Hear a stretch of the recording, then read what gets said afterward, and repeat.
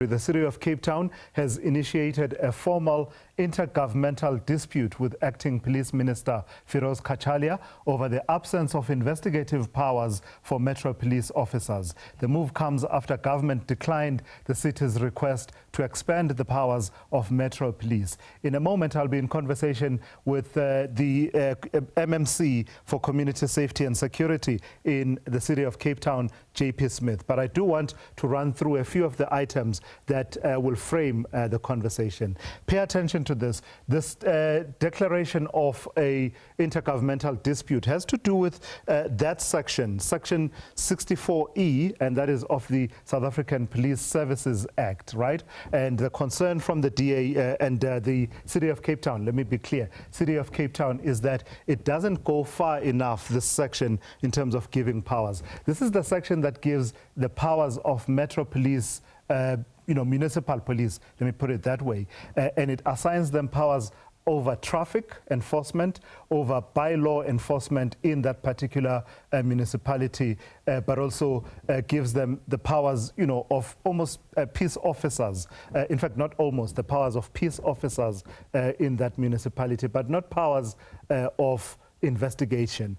You juxtapose that, and this is the heart of the dispute, with the Constitution, specifically Section 206, subsection 7 of the Constitution.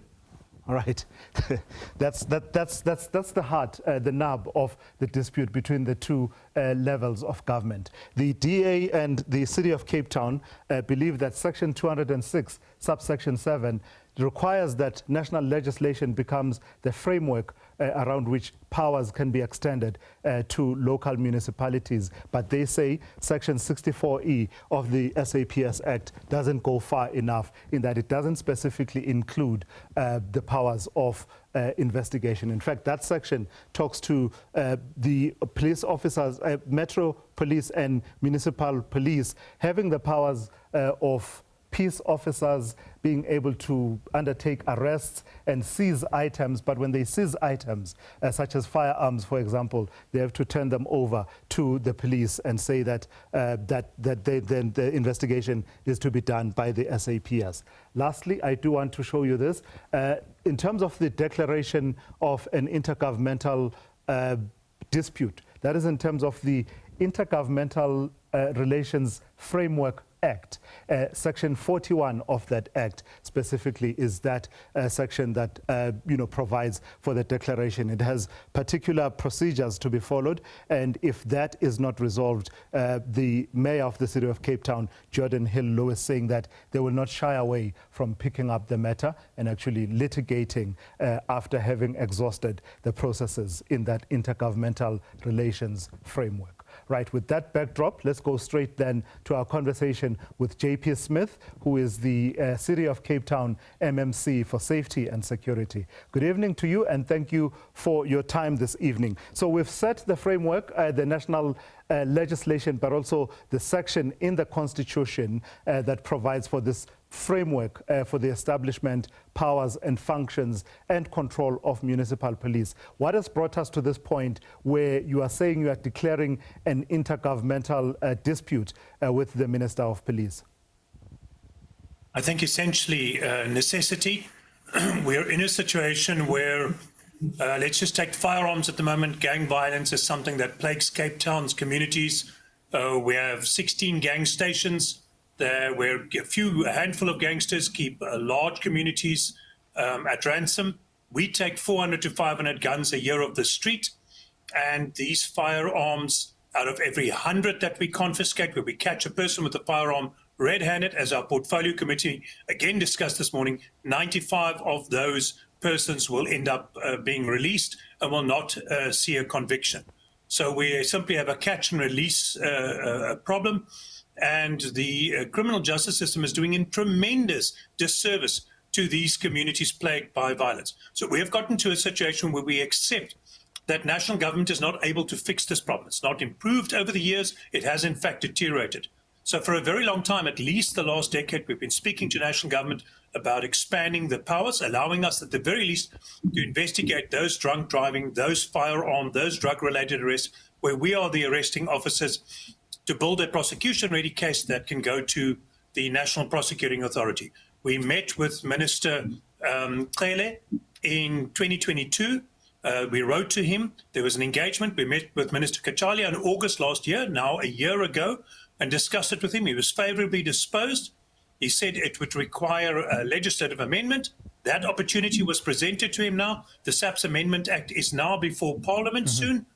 And in that act, he had a prime opportunity to expand the powers into investigative, perhaps information management, perhaps also ballistics or forensics, but they did not. What they did do was grant us additional public order policing and some other powers. These are the things that SAPS don't really want to do. They're very happy to part those to the authorities. So the principle of the expansion of powers is accepted, but not the powers that will matter to the communities affected. So let's recap then on the declaration of an intergovernmental dispute. As you will know, the Framework Act that governs that in terms of Section 41 of that Act prescribes the manner in which a dispute should be declared. I just want to establish, as a matter of fact, over and above the letter that we saw, you have officially taken the steps that are required to declare so that it officially triggers the processes in that Framework Act. Absolutely. As you may appreciate, I have long wanted to move to the point where we can exercise these greater powers and have been asking the city to expedite this matter, but our legal services have been quite clear that we have had to move through the processes of giving national government the opportunities to respond to our correspondence, to respond and consider our engagement. And this has been in the form of meetings, of letters over multiple mayors over at least the last decade, and has now culminated in multiple engagements between our current mayor, Geordin Hill-Lewis, and the previous minister, the acting minister, and most recently in writing a response from the minister saying it would need to be contained in legislation, which legislative amendment opportunity in the SAPS Amendment Act they have not taken, which shows they are not intending to, they're not serious about this. Parallel opportunity has also been missed. You'll remember that around a year ago, also a bit more than a year ago now, the state president flew to Cape Town, signed an agreement with the province and the city to implement a cooperative agreement. That agreement was signed. It was meant to be fleshed out by an implementation agreement. That has also halted. It has also gotten stuck. And around the same issues, essentially around the sharing of data and the issue of policing powers, despite the fact that we've yielded multiple legal opinions demonstrating that we have legal advice, legal counsel that says that we are able to undertake such investigations, and the fact that we're already working practically with the Hawks, with SAPS, in various investigative capacities. I do want to throw in one more question, JP Smith, to you.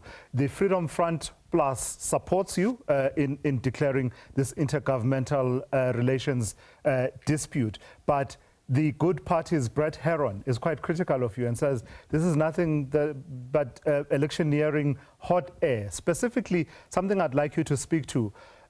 Brett Heron, part of his criticism is that somehow you're framing this as the problems of gangsterism would all be sorted out if you had the investigative powers for Metro Police, almost to the isolation of the conditions, the socio-economic conditions that prevail in the Cape Flats, and says, basically, in a nutshell, it seems to be an argument that says this is diversion from the other socio-economic factors in a city that you govern, and you'd rather focus all attention and say that if we had investigative powers, there would be no gangsterism in the Cape Flats. What do you say to that?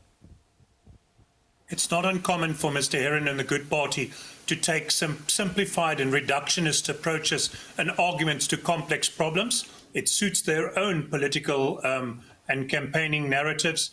But the reality is much more complex than that. The reality is that Cape Town has, on every measurable metric, achieved far greater social development inputs than any other municipality. Largest number of drug treatment facilities than any other metro, more than several others combined. The highest degree of access to public services, lowest level of unemployment. We've added on 1,000 200, almost 1,300 extra boots on the ground the last 4 years, while we've seen national government reduce these. On every available metric, we've made very substantial investments in social development. But that has to be matched in equal proportion for that to succeed with the actual interdiction and the prosecution of criminals. Shamala Batoyi said early on in her career that the failure of policing in South Africa is the failure to achieve convictions, an argument I've absolutely come to believe. And we can see, if we catch a criminal on Friday with a firearm, he shoots at Metro Police, on Tuesday that person is out again running around in the community with a firearm. If Leap arrests a man twice in 2 weeks with a firearm in Gugulethu, we have a serious problem with criminals allowed to continue their reign of terror. Right. No attempt to respin that by Good or Heron or any other political opponent takes away the simple reality that if we do not change this dynamic, we cannot bring peace to those communities. All right, let's leave it there for this evening. Thank you for your time. That's City of Cape Town MMC for Safety and Security, JP Smith. One gets the sense that there's still some way for that dispute to play itself out, and we'll be watching it very closely.